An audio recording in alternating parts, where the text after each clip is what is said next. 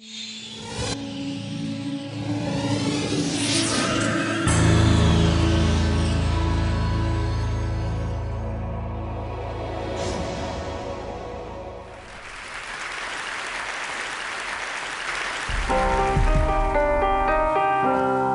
voicemail, my old friend. I've called for tech support again. I ignored my boss's warning. I called on a Monday morning. Now it's evening and my dinner first grew cold and then grew mold. I'm still on hold. I'm listening to the sounds of silence. I don't think you understand. I think your phone lines are unmanned. I punched every touch tone I was told, but I've still spent 18 hours on hold. It's not enough your software crashed my Mac, and it constantly hangs and bombs. It erased my ROMs. Now the Mac makes the sounds of silence. In my dreams I fantasize a freaking vengeance on you guys. Say your motorcycle crashes, blood comes gushing from your gashes. With your fading strength you call 911 and you pray for a trained MD. But you get me, and you listen to the sounds of silence.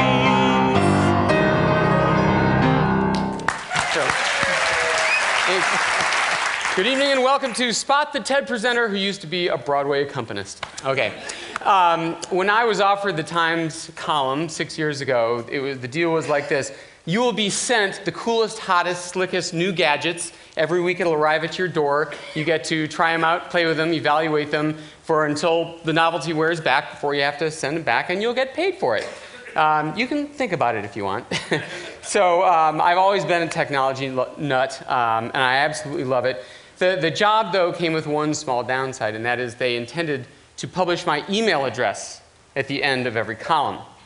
And what I've noticed is, first of all, you get an incredible amount of email. If you ever are feeling lonely, get a New York Times column, because you will get hundreds and hundreds and hundreds of emails.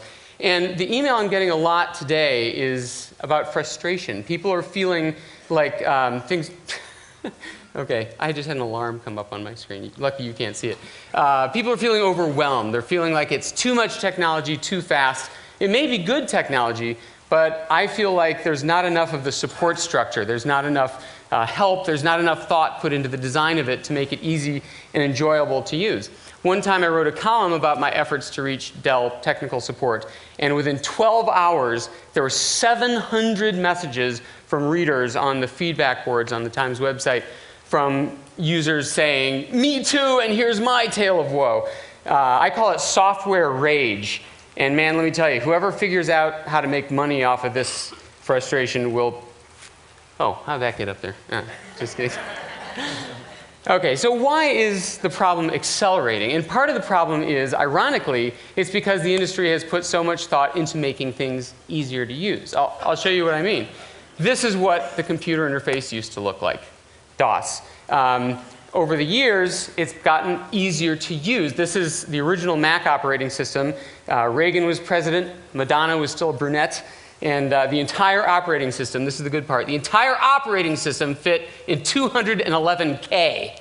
You couldn't put the Mac OS X logo in 211K.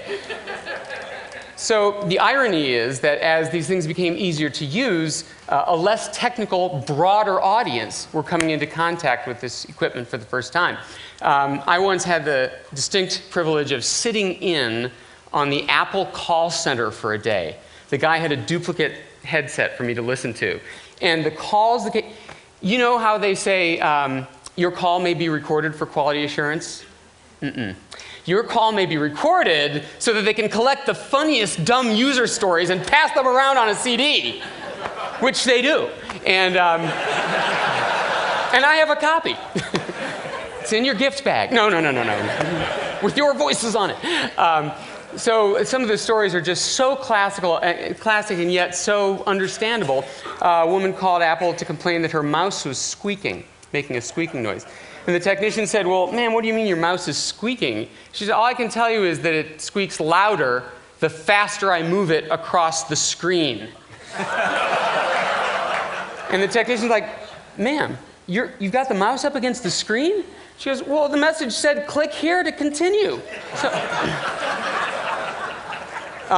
well, if you like that one, how much time we got? Another one, a guy called, this is absolutely true, his computer had crashed, and he told the technician he couldn't restart it no matter how many times he typed 11. And the technician said, what? Why are you typing 11? He said, the message says, error, type 11. So we must admit that some of the blame falls squarely at the feet of the users. But why is the technical overload crisis, the complexity crisis, accelerating now? In the hardware world, it's because we, the consumers, want everything to be smaller, smaller, smaller. So the gadgets are getting tinier and tinier, but our fingers are essentially staying the same size. So it gets more and more of a challenge. Software is subject to another primal force, the mandate to release more and more versions. When you buy a piece of software, it's not like buying a vase or a candy bar where you own it. It's more like joining a club where you pay dues every year. And every year they say, we've added more features and we'll sell it to you for $99. I know one guy who spent $4,000 just on Photoshop over the years. And software companies make 35% of their revenue from just these software upgrades. I call it the software upgrade paradox, which is that if you improve a piece of software enough times, you eventually ruin it. I mean, Microsoft Word was last just a word processor in, the Eisenhower administration. So, but what's the alternative? Microsoft actually did this experiment. They said, well, wait a minute. Everyone complains that we're adding so many features. Let's create a word processor so that's just a word processor. Simple, pure, does not do web pages, is not a database. And it came out, and it was called Microsoft Write. And none of you are nodding in acknowledgement because it died. It tanked. No one ever bought it. I call this the sport utility principle. People like to surround themselves with unnecessary power. Right? They don't need the database and the website, but they're like, well, I'll upgrade because I might. I might need that someday. So the problem is, as you add more features, where are they going to go? Where are you going to stick them? You only have so many design tools. You can do buttons, you can do sliders, pop-up menus, submenus. But if you're not careful about how you choose, you wind up with this. This is an unretouched, this is not a joke, unretouched photo of Microsoft Word, the copy that you have with all the toolbars open. You've obviously never opened all the toolbars, but all you have to type in is this little teeny window down here. And we've arrived at the age of interface matrices, where there's so many features and options, you have to do two dimensions, a vertical and a horizontal. You guys all complain about how Microsoft Word is always bulleting your lists and underlining your links automatically. The off switch is in there somewhere. I'm telling you, it's there. Part of the art of designing a simple, good interface is knowing when to use which one of these features. So here is the log off dialog box for Windows 2000. There are only 4 choices. So why are they in a pop-up menu? It's not like the rest of the screen is so full of other components that you need to collapse the choices. They could have put them all out in view. Here's Apple's take on the exact same dialog box. This is, thank you, yes, I designed the dialog box. No. Already, we can see that Apple and Microsoft have a severely divergent approach to software design. Microsoft's approach to simplicity tends to be, let's break it down. Let's just make it more steps. There are these wizards everywhere. And there's a new version of Windows coming out this fall. If they continue at this pace, there's absolutely no telling where they might wind up.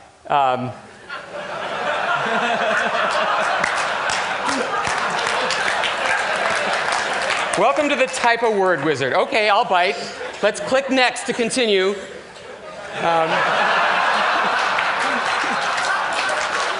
From the drop-down menu, choose the first letter you want to type. OK. So there is a limit that we don't want to cross. So what is the answer? How do you pack in all these features in a simple, intelligent way? I believe that consistency when possible, real-world equivalents, trash can, folder when possible, label things mostly. But I beg of the designers here to break all of those rules if they violate the biggest rule of all, which is intelligence. Now, what do I mean by that? I'm going to give you some examples where intelligence makes something not consistent, but it's better. If you are buying something on the web, you are supposed to put in your address, and you're supposed to choose what country you're from. Okay, there are 200 countries in the world. We like to think of the internet as a global village. I'm sorry, it's not one yet. It's mainly like the United States, Europe, and Japan. So why is United States in the U's? You have to scroll like 7 screens full to get to it. Now, it would be inconsistent to put United States first, but it would be intelligent. This one's been touched on before, but why in God's name do you shut down a Windows PC by clicking a button called Start? Here's another pet one of mine. You have a printer. Most of the time, you want to print one copy of your document in page order on that printer. So why in God's name do you see this every time you print? It's like a 747 shuttle cockpit. And one of the buttons at the bottom, you'll notice, is not print.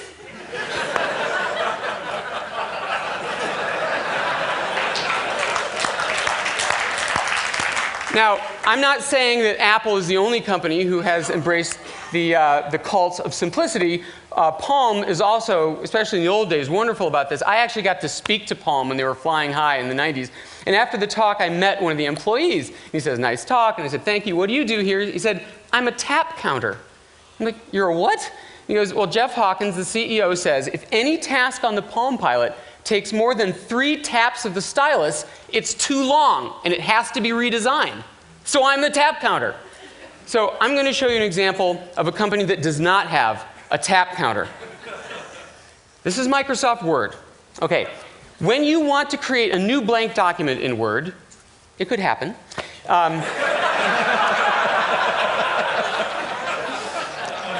You go up to the File menu and you choose New. Now, what happens when you choose New? Do you get a new blank document? You do not. On the opposite side of the monitor, a taskbar appears, and somewhere in those links, by the way, not at the top, somewhere in those links is a button that makes you a new document. Okay, so that is a company not counting tabs. You know, I don't want to just stand here and make fun of Microsoft. Go on. Yes, I do.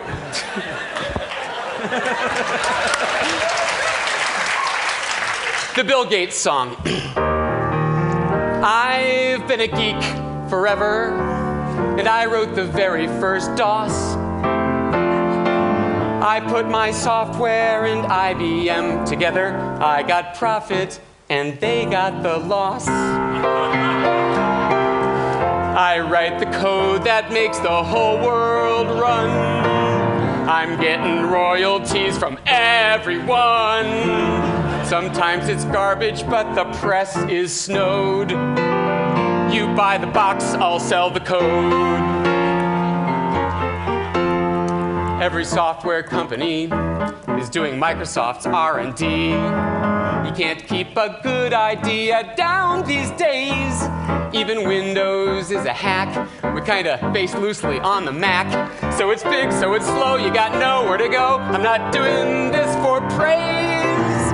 I write the code that fits the world today.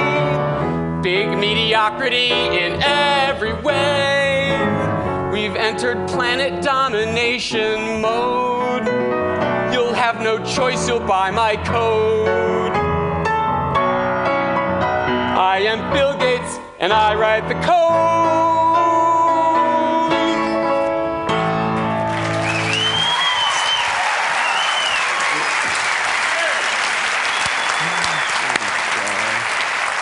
But actually, I believe there are really 2 Microsofts. There's the old one responsible for Windows and Office. They're dying to throw the whole thing out and start fresh, but they can't. They're locked in because so many add-ons and other companies' stuff locks into the old 1982 chassis. But there's also a new Microsoft that's really doing good, simple interface designs. I like the Media Center PC. I liked the Microsoft Spot Watch. The wireless watch flopped miserably in the market, but it wasn't because it wasn't simply and beautifully designed. Let's put it this way. Would you pay $10 a month to have a watch that has to be recharged every night, like your cell phone, and stops working when you leave your area code? So the signs might indicate that the complexity crunch is only going to get worse. So is there any hope? The screens are getting smaller. People are eliminating putting manuals in the boxes. Things are coming out at a faster pace. It's funny, when Steve Jobs came back to Apple in 1997 after 12 years away, it was a Macworld Expo, he came to the stage in that black turtleneck and jeans, and he sort of did this. The crowd went wild, but I had just seen, I'm like, where have I seen this before? I had just seen the movie Evita with Madonna, and I'm like, you know what, I got to do one about Steve Jobs. It won't be easy. You'll think I'm strange when I try to explain why I'm back. After telling the press Apple's future is black, you won't believe me. All that you see is a kid in his teens who started out in a garage with only a buddy named Woz. You try rhyming with garage. Don't cry for me, Cupertino. The truth is I never left you. I know the ropes now, know what the tricks are. I made a fortune over at Pixar. Don't cry for me, Cupertino. I've still got the drive and vision. I still wear sandals in any weather. It's just that these days, they're Gucci leather.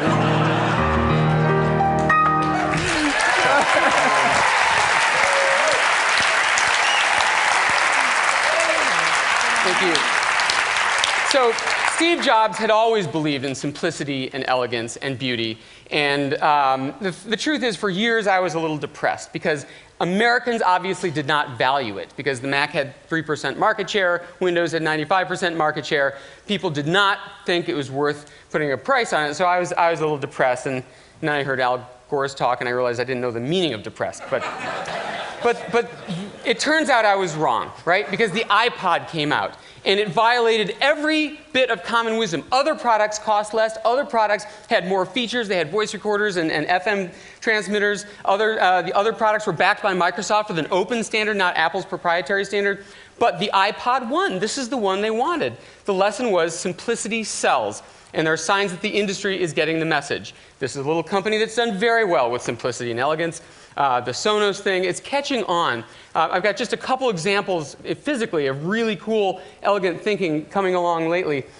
When you have a digital camera, how do you get the pictures back to your computer? Well, you either haul around a USB cable or you buy a card reader and haul that around. Either one you're going to lose. What I do is I take out the memory card and I fold it in half, revealing USB contacts. I just stick it in the computer, offload the pictures, put it right back in the camera. I never have to lose anything. Here's another example. Chris, you're the source of all power. Will you be my power plug? Oh, yeah. Hold that and don't let go. You might have seen this. This is Apple's new laptop. This is the power cord. It hooks on like this. And I'm sure every one of you have done this at some point in your lives, or one of your children. You walk along, and I'm about to pull this onto the floor. I don't care. It's a loaner. Here we go. Whoa! It's magnetic. It doesn't pull the laptop onto the floor. In my very last example, I do a lot of my work using speech recognition software. And you have to be kind of quiet because the software is nervous. Okay. Speech recognition software is really great for doing emails very quickly, period. Like I get hundreds of them a day, period. And it's not just what I dictate that it writes down, period. I also use this feature called voice macros, period. Correct, dissuade. Not just. Okay, this is not an ideal situation because it's getting the echo from the hall and stuff, but the point is I can respond to people very quickly by saying a short word and having it write out a much longer thing. So if somebody sends me a fan letter, I'll say, thanks for that.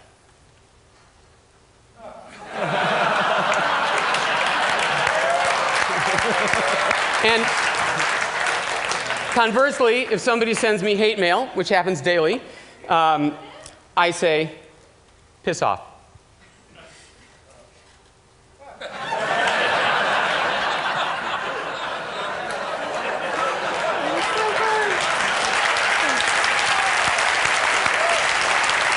So that's my dirty little secret. Don't tell anyone.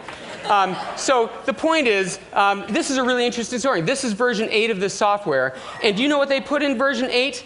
No new features. It's never happened before in software. The company put no new features. They just said, we'll make this software work right.